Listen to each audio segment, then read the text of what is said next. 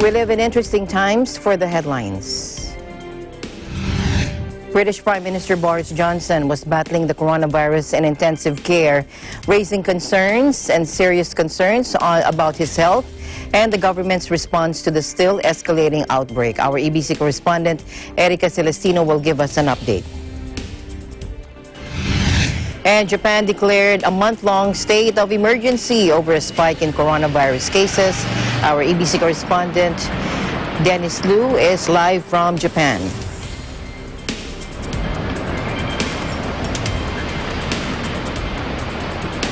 Five in London, American Samoa, Switzerland, Spain, and Japan.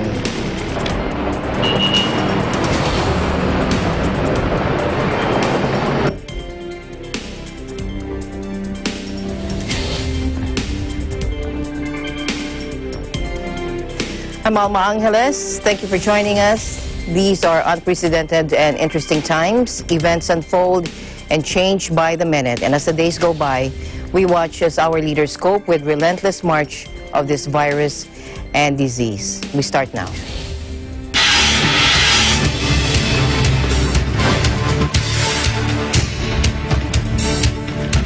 But first, we go to Vanuatu. A deadly cyclone destroyed much of the second-largest town in Vanuatu, but early warnings appeared to have prevented mass casualties in the Pacific nation, with some residents sheltered in caves to stay safe.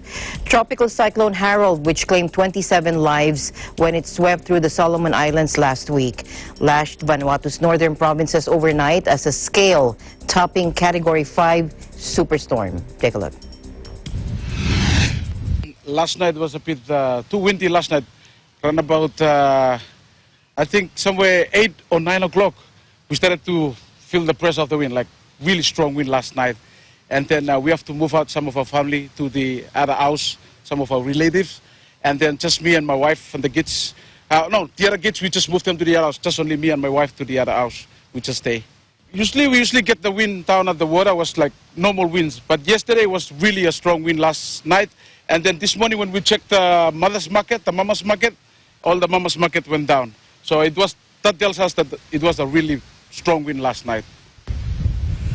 The town of Luganville, population 16,500, took a direct hit as winds of 235 kilometers per hour brought down buildings and caused flash flooding.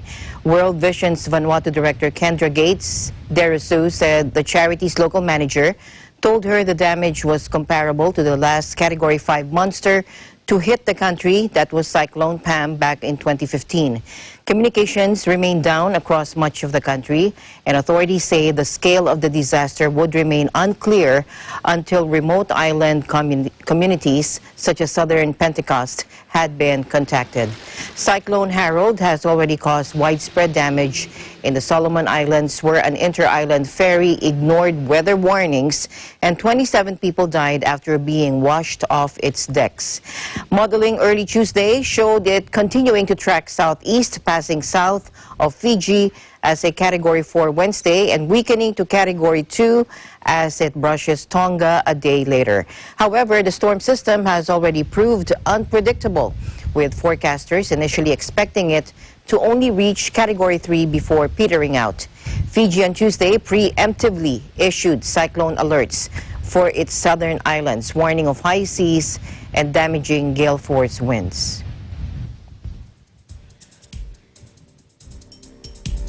All right, we go now to the coronavirus situation in different parts of the world. We go to American Samoa, where Arian Torres will join us live. Arian? Hi, Alma. Good evening there in the Philippines, and Talofa, good morning here in American Samoa. How are you? I'm good. Good to hear from you again. What are your updates, Arian? Yes, Alma. As of early this morning, yes, American Samoa is still COVID-free, and we reported earlier that the machine will the machine of COVID-19 is already an island, and we're still just waiting for the parts. Some of the parts of the machine will be arriving on April 10, and some of it are arriving on April 17, Alma. Okay, so Earlier, Lolo Matalasi Moliga wrote that during the current crisis, American Samoa had made tremendous sacrifices by exposing its residents to the spread of the COVID-19 when it was asked to help Americans in distress. Earlier, the governor allowed the Norwegian dual cruise ship that had been turned away from numerous other ports into Pago Pago, and because it was running out of fuel and would not have reached its destination in Hawaii. Could you tell us more about this, Arian? Oo, meron ditong cruise ship na nag-dock para sa refueling lang naman. So it was explained by the governor of American Samoa, Governor Lolo Molinga, na inallowed sila to enter because they really need the fuel and they are not able to go back to Hawaii dahil nga mauubusan na sila ng fuel. And then, nirefuse na sila ng ibang island or country within the Pacific. And then, American Samoa lang yung last resort nila to have their refuel. So, this is what the governor was stating. I could not or would not in all good conscience turn my back on Americans in distress, given that the territory of American Samoa is part of the American family, in spite the great risk to which our people are being subjected to by this decision. And he also said that this decision is emboldened by the assurance from the Coast Guard that no passenger will be allowed to disembark during the period of refueling. So, ang nangyari dyan during the refueling time, maraming, nandun yung mga police, may mga Coast Guard to ensure na wala talagang bababa dun sa boat. Dahil nga, syempre, yung the fear of the coronavirus na mapunta sa island. So, yun naman yung nangyari. So, may mga nakabantay doon throughout the time na nagkakaroon ng refueling. Kasi ang dami nung ni-refuel nila it's about like 250,000 gallons of fuel, Alma. All right. Okay, thank you very much for that update, Arian. And keep the updates coming. We'll be hearing from you. Keep safe, stay home, stay healthy. Thank you, Alma. This is Arian Suarez. We live in interesting times. Millions of people in India lit lamps for 9 minutes, answering Prime Minister Narendra Modi's call to defeat the deep darkness of the coronavirus crisis. In a broadcast address on Sunday, Queen Elizabeth II reassured Britons during her speech. And here are the latest happenings around the world in the last 24 hours. Let's take a look.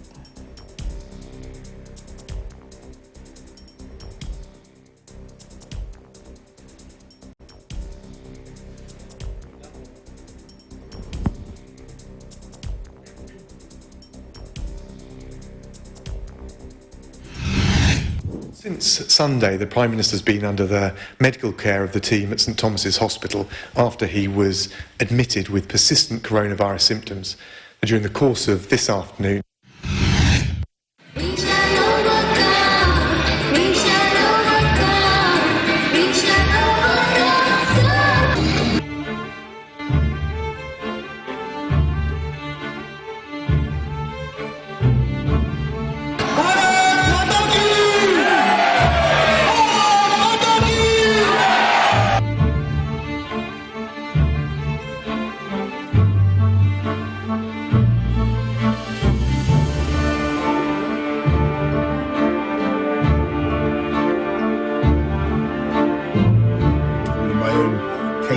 although I'm feeling better, I've done my 7 days of isolation. Alas, I still have one of the symptoms, minor symptoms. I still have a temperature. I want to express our nation's well wishes to Prime Minister Boris Johnson as he wages his own personal fight with the virus. All Americans are praying for him. He's a friend of mine. He's a great gentleman and a great leader.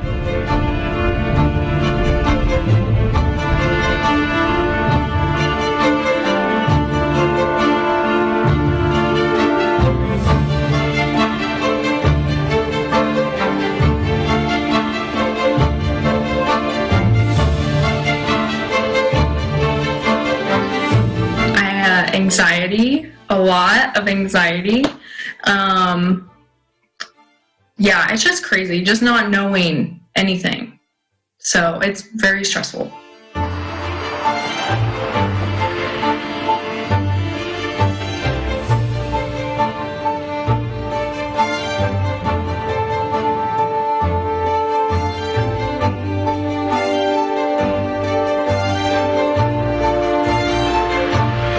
We just bought a house in the midst of all this, and now I don't have a job.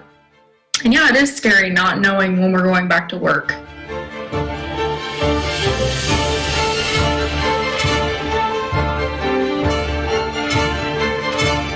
We're not going to destroy our country. We have to get back. Because, you know, at a certain point, you'll lose more people this way through all of the problems caused than you will with what we're doing right now.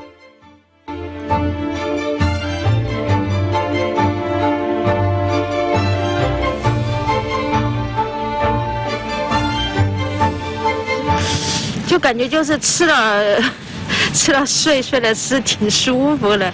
因为工作了20多年，觉得这样像这样真的是没有的。因为我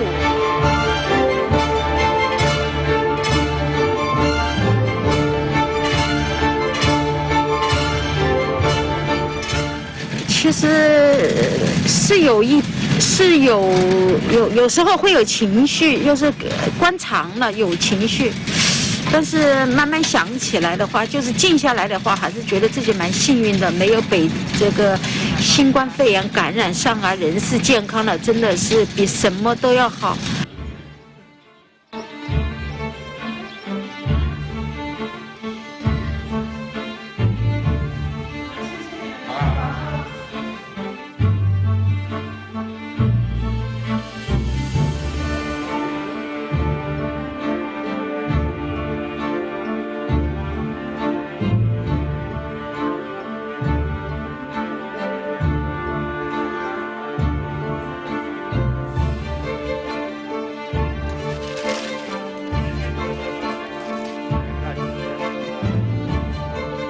Pasta, sugo, cose essenziali, il minimo necessario per avere un piatto.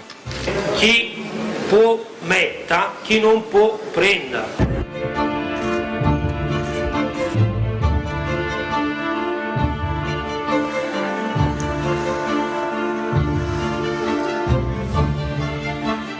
Napoli è una città dal grande cuore, devo dire, una città che ha una grande capacità di resilienza e di sofferenza. È una città solidale ed è una città che nei momenti di difficoltà riesce a dare il meglio di sé, come singoli individui e come collettività.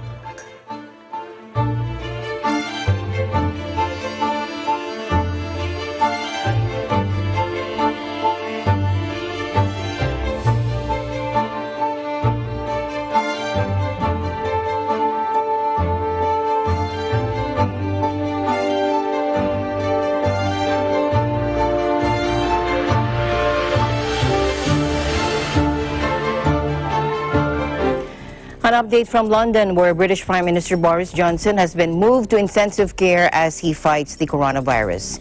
We have Erica Celestino joining us live from the United Kingdom. Erica. Thank you, Alma. That's right indeed. Prime Minister Boris Johnson was in an intensive care after his coronavirus symptoms worsened, prompting messages of support from political friends and foes in Britain and abroad as the country battles to control the outbreak. Foreign Secretary Dominic Raab, Johnson's de facto deputy, was immediately appointed to take over his duties where necessary. Listen to this.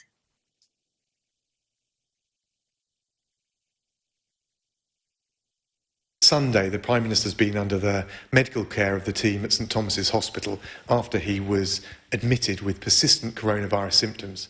During the course of this afternoon, the Prime Minister's condition worsened, and on the advice of the medical team, he was moved in to a critical care unit. So in light of those circumstances, the Prime Minister asked me as First Secretary to deputise for him where necessary. I also want to send best wishes to a very good friend of mine and a friend to our nation, Prime Minister Boris Johnson. We're very saddened to hear that he was taken into intensive care this afternoon. a little while ago.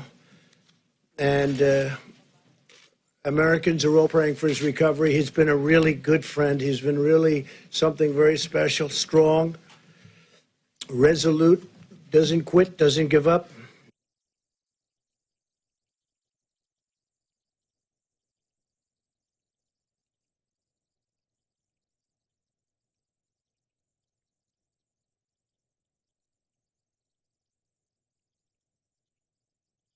So French President Emmanuel Macron said Monday he hoped that British Prime Minister Boris Johnson, who has been admitted to intensive care with the coronavirus, would quickly overcome the ordeal. Quoting, "My full support to Boris Johnson, his family, and the British people at this difficult time. I hope he will rapidly overcome this ordeal." Former British Prime Minister Theresa May says in a tweet that "my thoughts and prayers are with Boris Johnson and his family as he continues to receive treatment in hospital." Ursula von der Leyen, the president of the European Commission, says her thoughts are with Boris Johnson and his family this evening. Foreign Secretary Dominic Raab, who is the first Secretary of State and the most senior cabinet minister, said Johnson had asked him to deputize for the leader where necessary. Raab chaired Monday's regular morning coronavirus briefing and made a televised statement saying that the government will continue Johnson's direction in responding to the outbreak. Alma? So, Erica, how are the people reacting there to the news that British Prime Minister Boris Johnson has spent the night in intensive care after being admitted with deteriorating case of the coronavirus? Well, Alma, the Prime Minister is reportedly conscious, and the decision was taken as a precaution in case he needs ventilation. So he's not on a ventilator. The Times of London reported Johnson had received oxygen treatment upon arrival at the hospital on Sunday. But some are saying they hope this would be a wake-up call to those who are not taking this virus seriously. Details are scarce, but before he was moved, officials said he was under observation in St. Thomas Hospital in central London, which is really near from Westminster, directly across the River Thames from the British Parliament. And currently, the Prime Minister has now been suffering with the coronavirus symptoms for 11 days. Although he's not the only top British government official to be infected with COVID-19. In fact, his health secretary, Matt Hancock, also has the disease, and along with his top advisor Dominic Cummings. His chief medical officer, Chris Whitty, recently returned to work after self-isolating with symptoms of the disease. And also Johnson's pregnant fiancée, Carrie Simmons, said she has been suffering with symptoms of COVID-19 for the past week. Also, there has been news that came in a few hours ago that Senior Cabinet Minister Michael Gove is also self-isolating after a family member who he had been in contact with started experiencing the symptoms of the virus. So with deaths in Britain still rising faster day by day, the peak of this outbreak is expected sometime in the next week. That means Johnson's hospitalization comes at a critical junction for the country. All right. Thank you very much, Erica, and keep the updates coming. Thank you for your time. Stay healthy. Thank you, Alma. Thank you, Alma. I am Erica Solacino, EBC correspondent in the United Kingdom. We live in interesting times. Eagle News, we'll be right back. Stay tuned.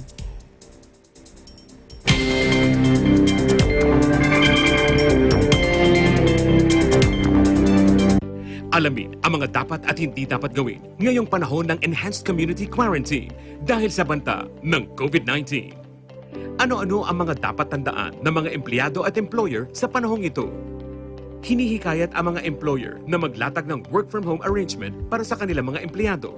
Kailangan din silang magbigay ng tulong pinansyal sa kanilang mga empleyado o magbigay ng prorated 13th month pay kung maaari. Magbibigay ang DSWD at DOLE ng karagdagang tulong sa mga empleyadong apektado sa pagtigil ng trabaho. Hindi dapat obligahin ng negosyante ang kanilang mga empleyado na pumasok. Liban na lang kung ang kumpanya ay nagbibigay ng pangunahing serbisyo o pangangailangan. At hindi rin dapat tanggalin ng may-ari ang kanyang empleyado kung hindi makakapasok sa panahong ito. Basta't sama-sama at laging handa, kaya natin to.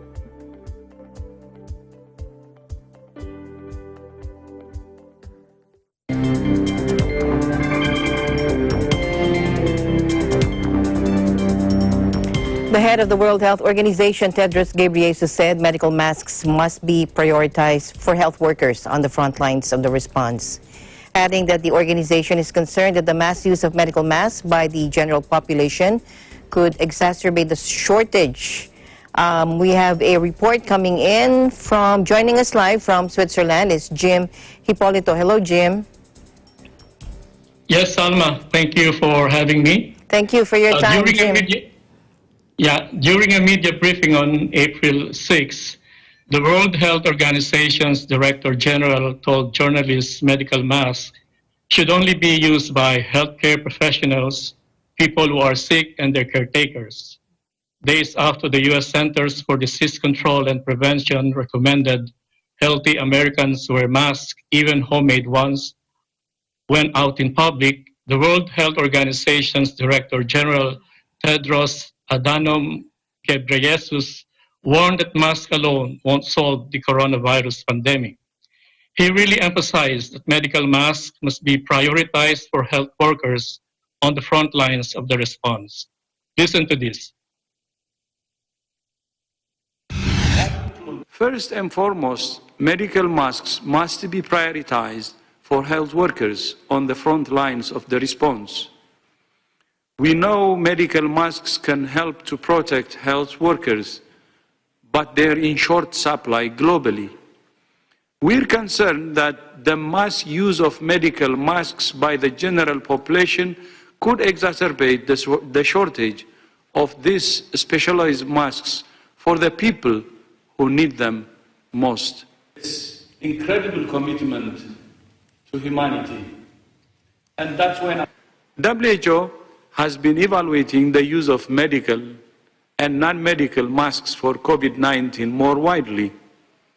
Today, WHO is issuing a guidance and criteria to support countries in making that decision. For example, countries could consider using masks in communities where other measures such as cleaning hands and physical distancing are harder to achieve because of lack of water or cramped living conditions.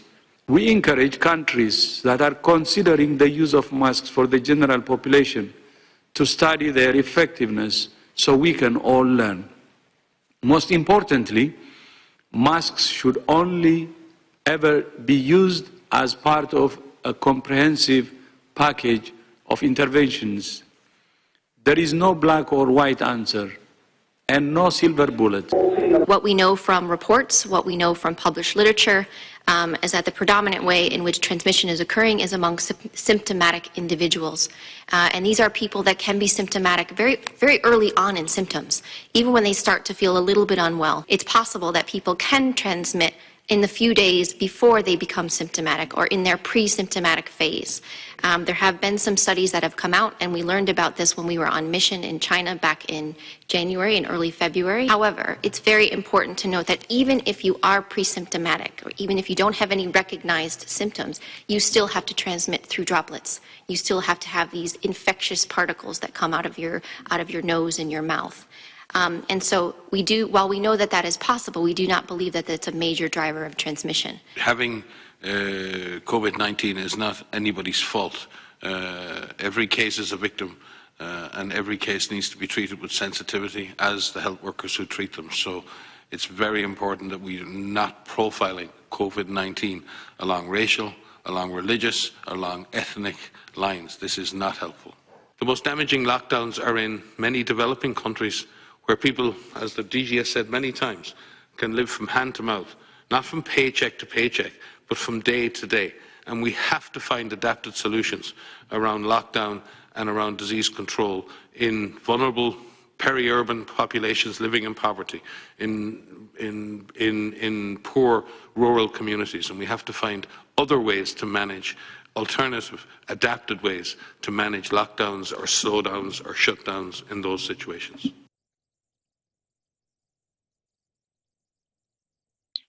Meanwhile, Alma, while health authorities in Switzerland say that it is too early to end the state of emergency that has been in place since March 16, they are looking into different strategies to help the Swiss resume their usual activities. The state of emergency has been declared until April 19, closing all restaurants, bars, and entertainment and leisure facilities, except grocery stores and pharmacies. The public are urged to stay indoors, schools are shut, and get-togethers of more than 5 people are banned. More than 21,000 people have been tested positive for COVID-19, though the real number is likely higher, and 787 people have died. Alma. Yes. No panic buying in Switzerland. The country obliges businesses to store essentials in warehouses in case of crisis. Kumusta naman po dyan sa Switzerland?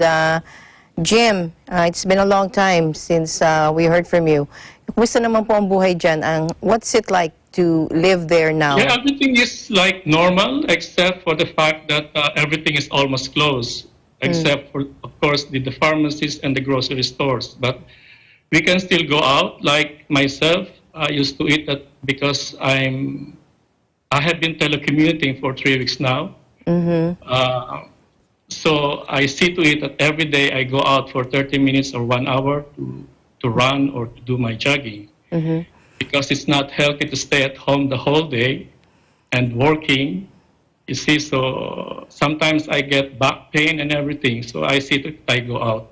Okay, so you see to it that you still exercise, ano? But you work in the United Nations, right? Yeah. And so you've been working from home for 3 weeks now. Yeah, this is my 3rd week because since the declaration of the emergency, we have been advised by the UN to work from home. So most of the staff, they are working from home, even in New York. All those, only those critical staff are allowed and authorized to enter the building, the UN building. So who are these critical staff? Those are managers, directors. Okay. And what do you call this? Are you wearing masks outside? You go jogging outside. Are you required to wear masks? It is not a requirement, but then just to protect yourself and so the others, it is advisable to wear masks, especially the past few days. When you go out on the street, most people you see, they are wearing masks because the Swiss government, they are really very strict in implementing these protocols, especially when it comes to social distancing. So even when I run, I see to it that my distance is within the limit. What about curfew? Do you have curfews in, did they implement any curfews? No, we don't have any curfew here in Geneva. Ah, okay. That's good. And so life is normal except that it's mostly closed. Everything is, almost everything is closed. Thank you so much for your time, Jim, and I hope to hear from you again for more updates over there. Thank you so much. Thank you, Alma. Thank you. From EBC Geneva Bureau, this is Jim Hippolito. We live in interesting times. All right, let's now go over to Spain. We have joining us live is Lynn Tumbaga Diaz. Hello, Lynn. Hi, Alma. How are you? I'm fine, thank you. That's good. What are your updates for us? Yeah. Yes, life goes on. Even the lockdown is extended here in Spain. The state of alarm continues until the 26th of April. And according to the Ministry of Health, there are 135,032 confirmed cases, 13,055 deaths, and 40,437 recovered cases. And these figures are changing as we speak. Then last Saturday, the local government unit, the Philippine Consulate in Barcelona, Spain, the Philippine Embassy in Madrid, Spain, together with the Filipino communities and members of the press, had a conference concerning the issues we are facing due to COVID-19 crisis. And we discussed the frequently asked questions, and we let the resource person and representative from LGU answer the questions. And most of the question includes the following. Number 1, housing. Number 2, work. Number 3, payment of bills. Number 4, food and shelter for vulnerable people. And last, what can we do to help the community? So most of the answer is on the site. It is posted on Facebook. This is www.barcelona.cat/COVID-19-en. And before we discuss the answer, let us take a look with the certificate shown on your screen. This can be used by employees so that there will be no problem when authorities or police check on them. And this can be downloaded on the website. And please check the FB page of the Equipe de Atención y Mediación Intercultural Socio-Sanitary, or EAMIS. And look for the hashtag mananatili ako sa bahay. And another good news is that there is a free public transportation in Barcelona, Spain until April 9. And there will be notice of penalties for the imposed confinement. For the irregular migrants or undocumented people, what happens when they are fined for breaking the rules? The answer to that is that they will have administrative sanction which does not generate a criminal record. However, it can generate police record that may stop their administrative regularization. So the answer to the frequently asked question for number 1 about housing, and for public housing, all evictions in the city have been suspended, nor will the Barcelona City Council collect the rent for homes in public housing. So it will be suspended for the month of April, May, and June. This measure will benefit 8,748 families. And for those who rent in private companies, they are advised to talk to the owner of their flats or apartment and try to make an agreement if they cannot pay for their rent. And for number 2, for the work, there are employment advice service provided to deal with questions about occupational risk and loss of employment. According to Honorary Consul Manuel Carrion, he said this last Saturday, is the Honorary Consul of the Philippine Embassy in Madrid. If they are displaced from their job and lose their job because employers let them sign papers that means they are removed from the job, they can ask for legal assistance. They have 20 days after the state of alarm and find free legal assistance, because now that we are still in the state of alarm, the administrative tasks are suspended. So we don't have to be scared. We just have to wait until the state of alarm is finished. And then number 3 is the payment of the bills.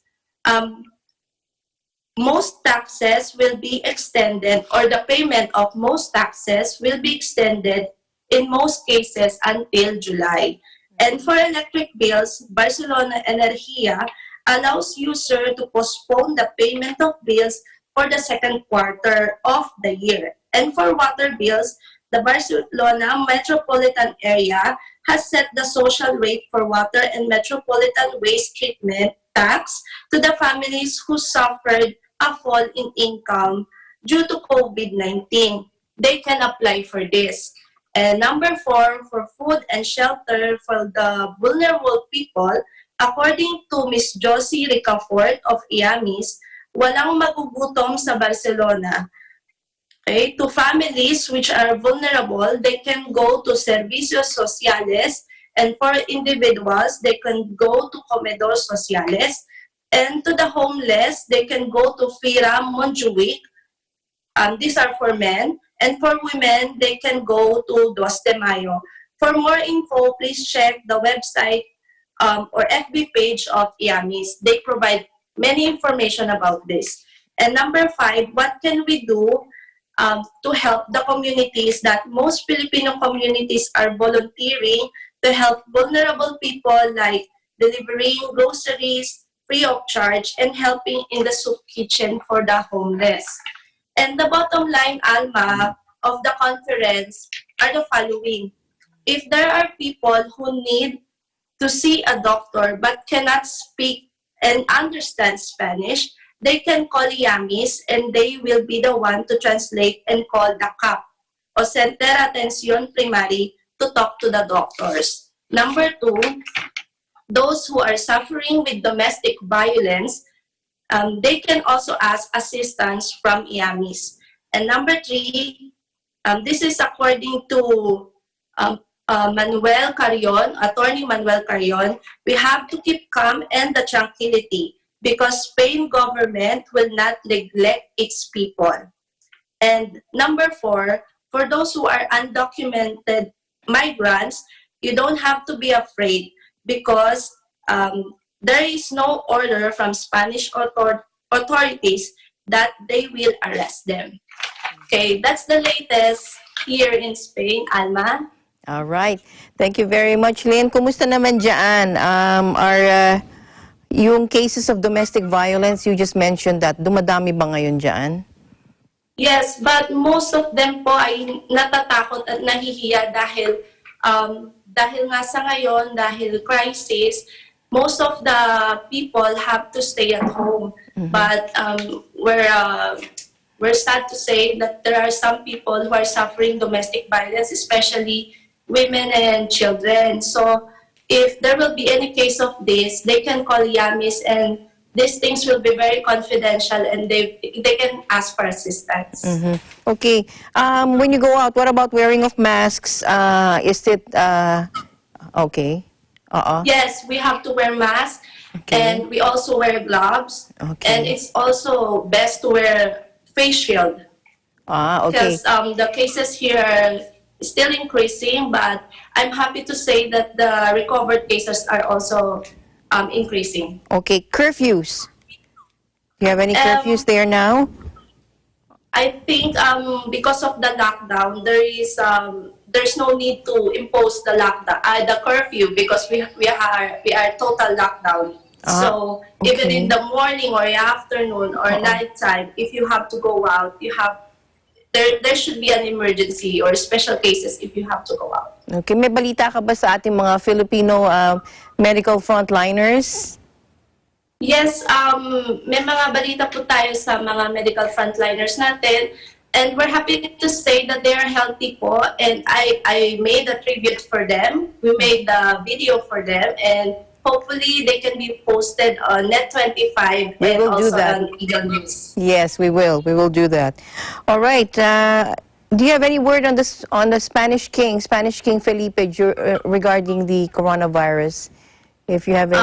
Right now, we only have the words from the local government units and the Prime Minister, but I'm not sure with the royalties. Okay.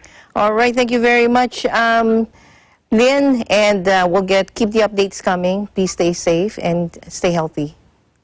Thank you, Alma. These are the latest from Barcelona, Spain. I'm Lynn Bautista Tumbaga Diaz. We live in interesting times. All right. Okay, so Japan's Prime Minister Shinzo Abe has declared a month-long state of emergency in response to the coronavirus pandemic. Joining us live from Japan is Dennis Liu. Dennis. Hello, Alma. Good evening to you and to all our televiewers. Yes, 1 month-long state of emergency from today, April 7th, until May 6th, was declared by Prime Minister Shinzo Abe early this evening to suppress the further spread of the coronavirus. It was declared to 7 big cities that include Tokyo, Osaka, Kanagawa, Saitama, Chiba, as well as Hyogo and Fukuoka prefectures in Western Japan. Prime Minister Abe said in his state of emergency that there will be no lockdown like in other countries, right? Not to the extent of violating the people's rights and freedoms, right? And he believes that the people and the citizens here in Japan would likely cooperate.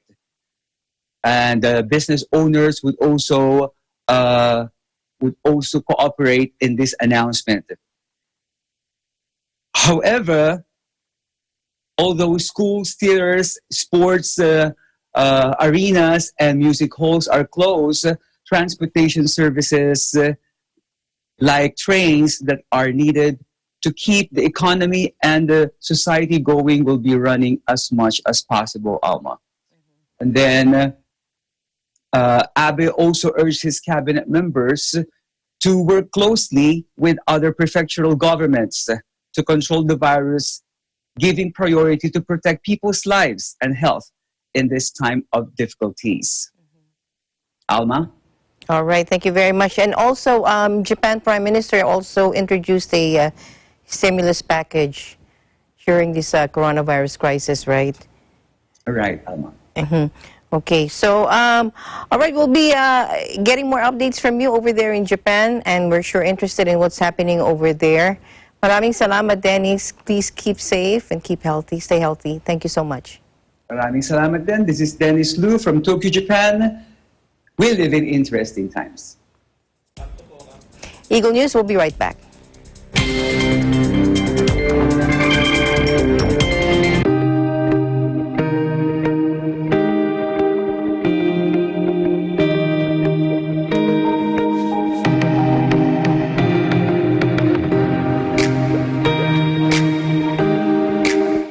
Mula noon hanggang ngayon, gabay natin ang MTRCB ratings sa matalino at responsableng panonood.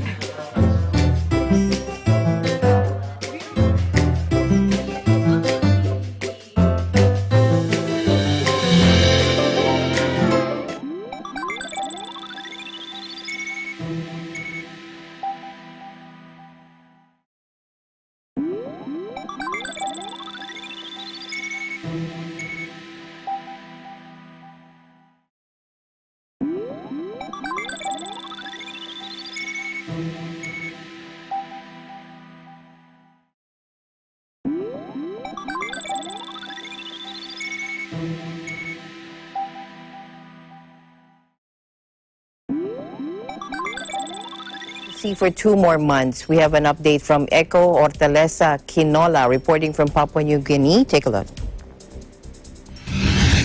Here is an update of the coronavirus or the COVID-19 in Papua New Guinea. The first and the only COVID-19 positive patient who was in isolation before was already sent back to his country. But the Papua New Guinea government is still taking stock of all entry into Papua New Guinea after March 7, 2020 to ensure that all are being checked, tested, and status of health are affirmed. The Prime Minister and the members of Parliament unanimously voted to extend the state of emergency for 2 months to enable the government to continue its response to stop this COVID-19. New measures will be in place, like building a quarantine facility in one of the biggest sports arena in Port Moresby called Rita Flynn Sports Complex in Bicini, Boroko. The resumption of domestic flights and public transport will be restricted, taking into consideration the physical distancing. International flights are still banned. Only those who are offering medical help and services are welcome to enter Papua New Guinea. Provincial roadblocks will remain. Essential services and employees will continue to work. All students in all levels will remain on Eastern holiday and will be back to school on April 27, 2020. Prime Minister James Marape said that the only official point of releasing statements to the public will only come from the state of emergency controllers and officials. He also emphasized to stop spreading fake news that will only scare the public. There will be strict penalties for anyone or any company that will violate the state of emergency orders. The government will continue to patrol and attend to all security and crime cases. The government will also fully support the provincial health team to respond to the people's request for COVID screening. The Prime Minister also asked the public to remain vigilant on their health care and observe sanitation always. But the most important of all, stay at home if possible. The best contribution we can extend to our fellow men and to our leaders is to please stay at home, be a homebody, catch up with your housework, and catch up with your family. Reporting from Port Moresby, Papua New Guinea, this is Eco Fortaleza Quinola. We live in interesting times. China reported no new coronavirus deaths for the first time since it started publishing figures in January, just a day before it plans to lift travel curbs from the contagion's epicenter of Wuhan. The twin milestones illustrate the progress China says it has made in its all-consuming battle against the pandemic, which originated in Wuhan and spread throughout the country and the world. But the announcement comes as suspicions linger that the ruling Communist Party government continues to intentionally underreport the real number of deaths and infections. But China denies the suggestion. Beijing imposed an unprecedented lockdown on tens of millions of people in Wuhan and the rest of Hubei province in late January in a bid to smother the virus. And the number of new domestic infections has dwindled for weeks. Relief has been tempered, however, by caution over new risks, rising numbers of infected people arriving from abroad, and the invisible threat of asymptomatic cases. While new domestic infections have fallen to nil, health officials have said nearly 1,000 imported cases have been discovered in recent weeks. The National Health Commission on Tuesday reported 32 new cases nationwide in its daily update, all imported. And Indonesia will issue some $27 billion in so-called pandemic bonds to finance efforts to deal with the health crisis and economic impact. Factory activity in Southeast Asia's biggest economy hit a record low, with Japanese automakers Suzuki and Honda becoming the latest firms to announce temporary production suspensions at their plants in the archipelago. The government has slashed annual growth projections and warned the economy could even contract in a worst-case scenario. It'll spend an extra $25 billion to mitigate the economic impact of the virus. Meanwhile, the rupiah earlier dropped to a near-record low and is one of Asia's worst-hit currencies. And the coronavirus pandemic has already killed more than 75,000 people worldwide, the majority of them in Europe, since it emerged in China in December, according to a tally compiled by AFP from official sources. This was at 09:45 GMT on Tuesday. A total of 75,538 deaths have been recorded, including 53,928 in Europe, the continent worst hit by the virus. The official tallies probably reflect only a fraction of the actual number of cases. Many countries are testing only the most serious cases. Italy, which recorded its first coronavirus death at the end of February, has 16,523 fatalities, followed by Spain with 13,798, the United States with 10,993, and France with 8,911. Since the start of the COVID-19 pandemic, 1,350,759 cases have been registered around the world, including 708,898 in Europe, 384,947 in the U.S. and Canada, and 122,348 in Asia. And Spain's daily coronavirus death toll shot up to 743 on Tuesday before falling for 4 straight days, lifting the total to 13,798 according